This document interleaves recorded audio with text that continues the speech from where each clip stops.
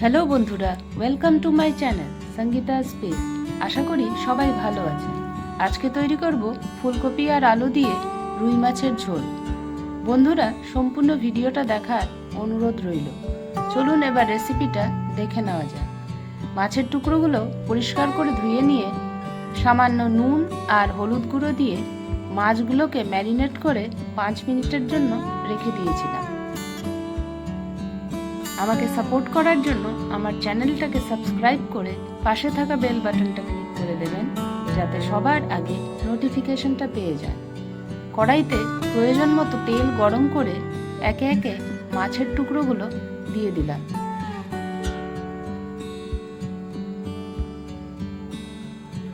Low to medium ফ্লেমে মাছের টুকরোগুলো গোল্ডেন করে ভেজে নিয়ে তুলে নিয়েছি।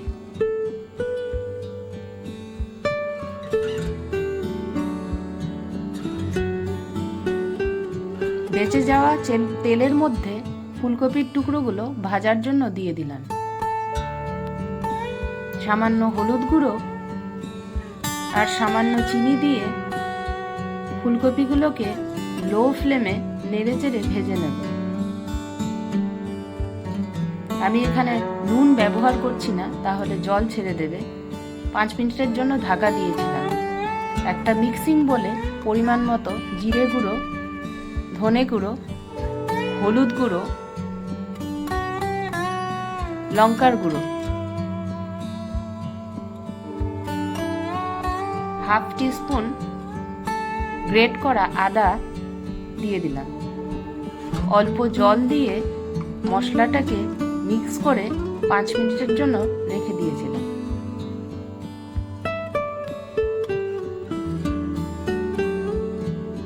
ফুলকপিটা ভাজা হয়ে গেলে তুলে নিচ্ছি।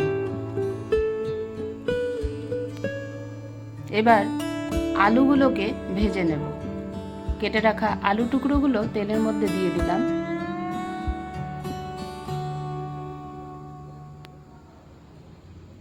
অল্প নুন আর হলুদ গুঁড়ো দিয়ে আলুটাকে ঢাকা দিয়ে 5 মিনিটের মতো রান্না করে নিয়েছি। আমি ঢাকা খুলে 2-1 বার নেড়েচেড়ে দিয়েছিলাম। দেখুন, আলুটা সুন্দর মতো ভাজা হয়ে গেছে। এবার তুলে নিচ্ছি। আর অল্প তেল যোগ করে দিয়েছি।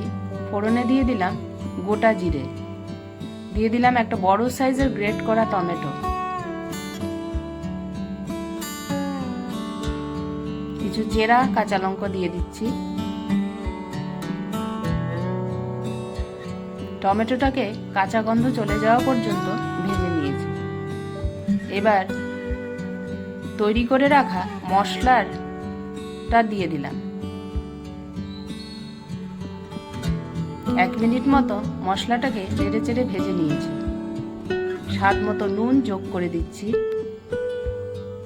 অল্প চিনিও দিয়ে দিলাম।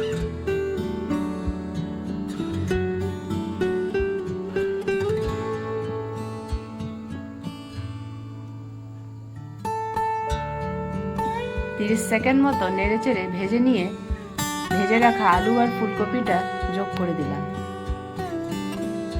আলু ফুলকপিটাকে মশলার সাথে 3 থেকে 4 মিনিট কষিয়ে নিয়েছি।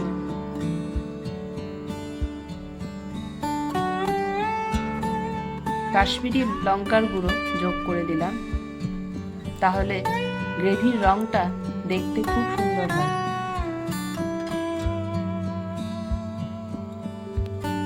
দেখুন, তরকারিটা কষানো হয়ে গেছে।